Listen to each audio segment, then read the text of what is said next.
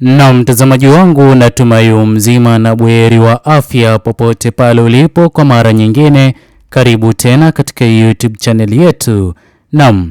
Mtazamaji wangu, mzozo baina ya maafisa wa polisi na wanabodaboda ambao wamekuwa wakifanya maandamano ya amani ni habari ya kusikitisha hivi sasa, baada ya mwanabodaboda mmoja kuaga dunia baada ya kupigwa risasi na maafisa wa polisi waliokuwa wakitawanya waandamanaji hao wanabodaboda hivi sasa. Ila mtazamaji wangu, kabla niweze kukufahamisha zaidi, itaweza kuwa ni jambo jema kwa wewe hapo kuchukua sekunde yako moja kubonyeza maneno yaliyoandikwa subscribe chini ya video hii, na pia uweze kulike na kushare video zetu.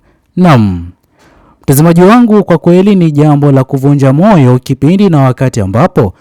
waandamanaji wa bodaboda ama wanabodaboda wanapozidi kuandamana ili uongozi ulioko madarakani uweze kujibu kilio chao. Kile kinachozidi kufuatia ni maafisa wa polisi ambao wameweza kupewa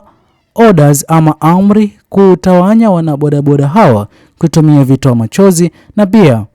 kutumia risasi, ambapo katika utumiaji wa risasi hizi mmoja wa wanabodaboda aliyekuwa akiandamana ameweza kupigwa na maisha yake yameweza kukatishwa.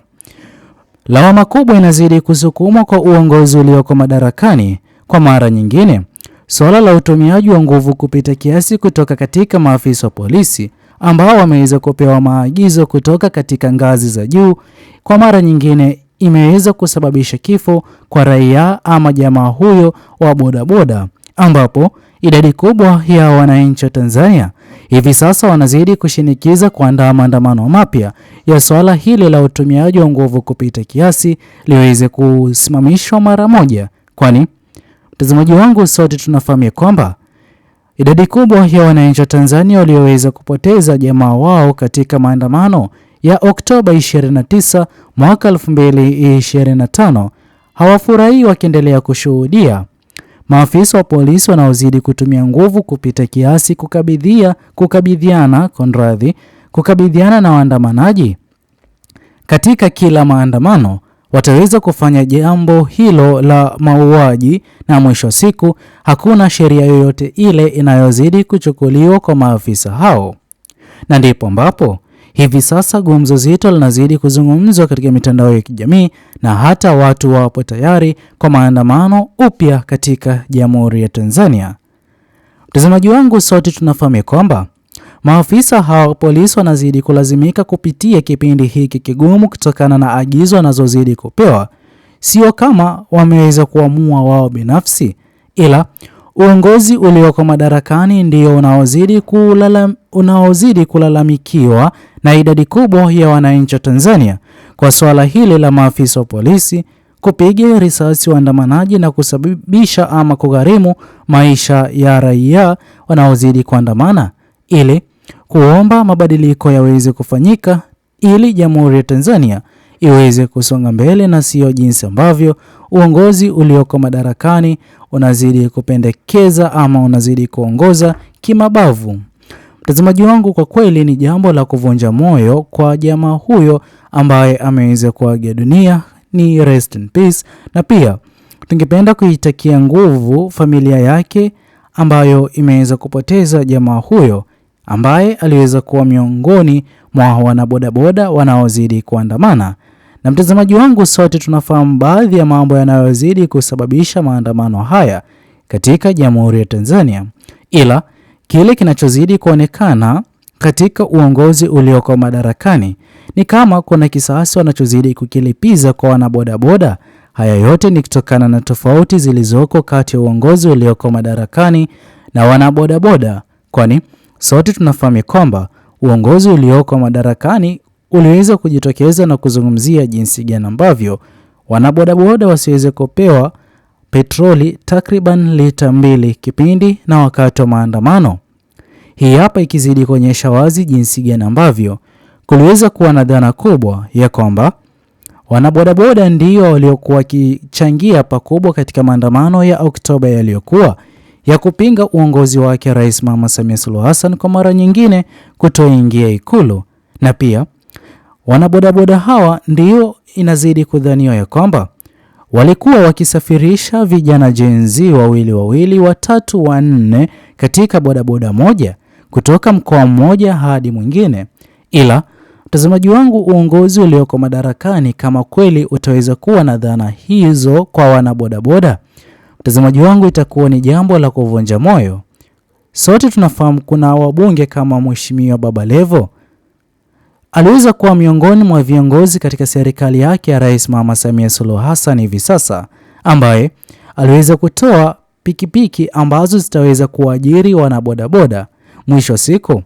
dhumuni na sababu ya kufanya hivyo ni ili kuweka ajira katika mkoa wa huko Kigoma.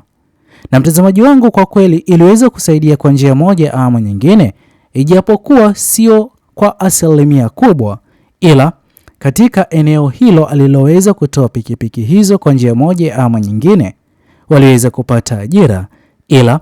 leo hii hao wanabodaboda wakiwa katika maandamano wakiomba haki iweze kupatikana na uhuru waweze kupewa, na dhulma na swala la utumiaji wa nguvu kupita kiasi kutoka kwa maafisa wa polisi wa trafiki iweze kusitishwa. Kama bodaboda huyo, mtazamaji wangu, atakuwa akiomba mabadiliko hayo yaweze kufanyika, na mwisho siku ataweza kuaga dunia kwa kupigwa risasi na maafisa hao polisi, mtazamaji wangu, itakuwa ni jambo la kuvunja moyo. Mwisho siku uongozi ulioko madarakani utaendelea kulaumiwa kwa swala hilo linalozidi kusababisha idadi kubwa ya wananchi wa Tanzania kutokuwa kabisa na imani na uongozi huo, na kuomba uongozi uweze kufanyiwa kazi kwa marekebisho yaweze kuonekana. Na pia kama kweli uongozi ulioko madarakani umeweza kudai kwamba uko tayari kwa marekebisho yaweze kufanyika, basi ni tuweze kushuhudia maafisa wa polisi jinsi ambavyo wanavyozidi kutumia nguvu kupita kiasi, kufyatua risasi za moto kwa waandamanaji, kuwapiga na kusababisha vifo kwa wanabodaboda. Afisa husika aliyeweza kufanya hivyo ni vyema aweze kutafutwa, kukamatwa na kufunguliwa mashtaka ya uuaji, kwani bodaboda aliyekuwa akiandamana hakuweza kuwa na silaha yoyote ile. Kile ambacho afisa wa polisi angeweza kukifanya ni yeye kusababisha ama kuimarisha ulinzi kwa mwanabodaboda huyu ambaye anayezidi kuandamana, ili gharama kubwa ya maisha iweze kupungua katika Jamhuri ya Tanzania, unyanyasaji unaozidi kufanywa na maafisa wa trafiki uweze kupungua. Na ndipo ambapo mwisho wa siku mwanabodaboda huyu, baada ya kufanya kazi, serikali iliyoko madarakani itaweza kumtoza ushuru, na baada ya kumtoza ushuru, kama kweli uongozi huo ulioko madarakani utaweza kufanya maendeleo katika Jamhuri ya Tanzania, basi kutakuwa na jamhuri mpya ya Tanzania, na sio ile tunayozidi kuishuhudia ya kwamba